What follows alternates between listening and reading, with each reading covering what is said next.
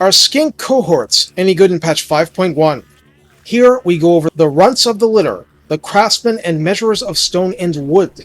They're essentially the middle class pulled off the street and thrust onto the front lines. They're still Lizardmen, they're still awesome, they're just much squishier than other options. They're also dirt cheap. The real question is simple. Can they trade with Skaven numbers? Well, yes they can, but they can use some help out there. Recruited for 300 gold and 75 upkeep, 325 in multiplayer.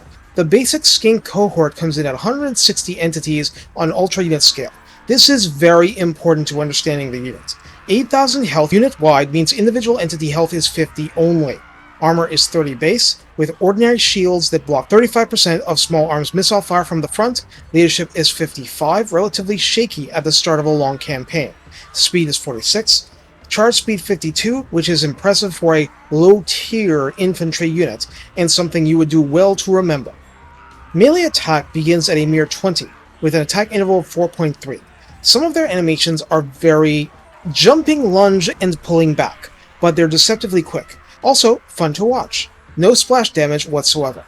Melee defense starts at 24, superior to the melee attack. Weapon strength begins at 25, with base damage 20 and armor piercing 5. The base damage is actually just fine. It's the AP that's a little low. Considering we have 160 entities, it's the melee attack that makes us despair, not the damage. Charge bonus is a miserable 10, and mass is a paper-thin 19. The unit can hide in forest, has the Primal Instincts buff when under 50% health, which is not something I remember being present before the soft rework. A full plus 25% melee attack when under 50% health is actually pretty impactful. Of course I mean the base version with no XP chevrons. Further, the spawn kin synergy means that if Kroxigors are present, the Skinks gain cause fear, which doesn't mean much, but this makes them immune to fear, which, given their low leadership, means a lot. And what I mean is that the Kroxigors cause fear anyway, so there is a source of fear here. This was a tabletop rule, and it really toughened them up against fear sources there as well.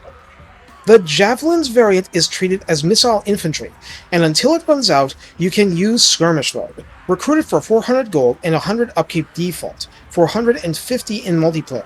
All the melee stats are exactly identical to the previous unit, as in, there is literally no downside except the cost, and the value of the unit should you get it destroyed. For ranged, the default is 3 units of ammunition, and this is where we see the Roman inspiration.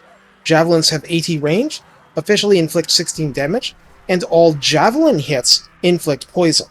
Indeed, each hit does inflict 12 base and 4 AP damage, so it's heavily tilted toward base damage. But with 160 entities, 4 AP adds up even against resistant targets, if that's your best option, or your least worst.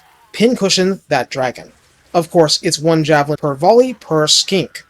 Reload time is a flat 10, total accuracy is 20, calibration distance 50, calibration area 2.9 is not pinpoint, this is not a reliable attack against footlords, but again, least worst option, do it anyway. And this is why I love Total War Warhammer stats. There actually is a small penetration size, and a javelin can penetrate up to 2 targets after the first, but consider this extremely unreliable, and if it happens by dumb luck, rejoice. One thing to remember for skinks, generally, is that they are aquatic. It won't matter much if you're fighting in forests and certainly deserts, but if you break out onto the high seas, it really can matter. Aquatic means that instead of suffering a penalty to speed and melee attack, they actually get plus 20% melee attack and plus 20% melee defense. Use it if you have it, because, as we all know, rats are not great at swimming. In the Redline skills, Skirmisher is a catch-all for quite a few units, including these. At 3 pips, you get melee attack plus 6 and melee defense plus 6, weapon strength plus 12%, and missile strength plus 8%. That's right, that's 4 buffs from 3 pips, assuming you're running Javelins. Even though their base stats are legitimately meh, plus 6 to both melee stats and plus 12% to weapon strength is ridiculously good. Melee defense 30 in particular makes them much better cheap, nimble tar pits, and melee attack 26, better than zombies. Mentioned in the Kroxigor videos, Spawn King grants rank 7 and above skinks plus 5 leadership, which is absolutely not trivial. Melee defense plus 5, so that's 35 and counting whatever XP chevrons might give, and missile resistance 15%, which makes shredding them from the front a lot more annoying for your enemies. That's good, because skinks go down easily. In the tech tree, skinks have an entire line devoted to them. Tablet of the Skinks adds poison attacks to the melee attacks of all Skink units, and in practice that mainly means these units. This is a change from some time ago and massively improves the campaign viability of the unit. Ammunition plus 20%. It used to be the Javelins went up from 3 to 4 even at this early juncture. Well, at any rate, it's nice for the faction. Sequence of Skirmishing grants Vanguard deployment for all Skinks and Missile Strength plus 10% for the Javelins variant. So 16 plus 18% if you have this, and the first red line 3 pips. Tablet of Spawning and Skink Spawning gives a recruitment cost reduction and plus 2 recruit rank, which I mentioned for how early you get it. Back to the main line, Sequence of Purpose grants plus 10% weapon strength, so 25 plus 22% tops. Skink Invigoration grants minus 10% upkeep to already low upkeep Skinks. Sequence of Quickness adds 10% speed on an already nimble unit and melee defense and added plus 3. Thus endeth the lesson. So how do we use the Skink cohorts? Well, first I want to say that all the above is without Tehenhauin or Oxyotl getting their hooks into the matter. Individual lords can improve Skinks further, sometimes much further, and that includes a special Red Crested Skink lord available to Tehenhauin campaigns. But, barring that, yeah, how? Well, there's basically 3 ways. First, cannon fodder. Skinks are cheap. They're recruitable without buildings beyond having a settlement that's not literally in ruins. This means in very short order you can get them for 1-turn recruitment in global recruitment. You can rush them into the fight, merge them when they get mauled, and the Great Plan is not affected meaningfully if they are wiped out. In virtually any situation, if it's a choice between a cohort being destroyed and something more valuable, sacrifice the cohort.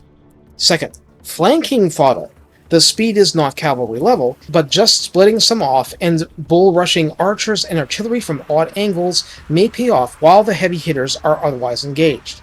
This encounters some very bad problems against cavalry-heavy factions, able to wipe the floor with massed cheap infantry, but that's a problem for you generally. Third, pincushion time. The Javelins version allows for front-loaded damage that can make the Skinks more than pay for themselves before even entering melee, which is good because their charge bonus is legitimately awful, although so is their base melee attack, so you take what you can get. Javelin cheese is how guys like Legend of Total War did all their Skink campaigns back in the day, and it's still helpful. Beyond this, Skinks form the line, hold the line, and take a beating. They're scrappy, they become scrappier and more resilient, but almost everything in the game is built to either resist what they dish out, to crush forces like them in melee, and often both. What they do have are numbers as well as low cost. In a messy battle, some of your Skinks may survive things they otherwise wouldn't because no one is paying attention to them. That's often untrue of AI, which likes to eliminate weak units, but honestly, in the big picture, that probably helps you as much as it hurts. You don't want to lose them, but you cry about it a lot less than other units. In the end, in-campaign Skink's amazing availability is a big part of their clout, and while it is rare a Lizardmen player wants to invest heavily in them, adding a few to help your Primeval Glory army, filling the ranks of a freshly raised force, just getting more units into action to clog up the works. These are achievable things. Well, nowadays you're also really well served leaning into the Kroxigor synergy, so don't forget it exists, even for the basic Skinks. Seriously, there are situations where just their getting Vanguard deployment plus poison melee, they'll completely shut down a shooty opponent while your heavy hitters bear down. Sure, they'll take some losses, but it's totally worth it. The Great Plan is served. Take care, and have fun considering how much wood would a cohort chuck if a cohort could chuck wood. And for 100 extra gold, it can.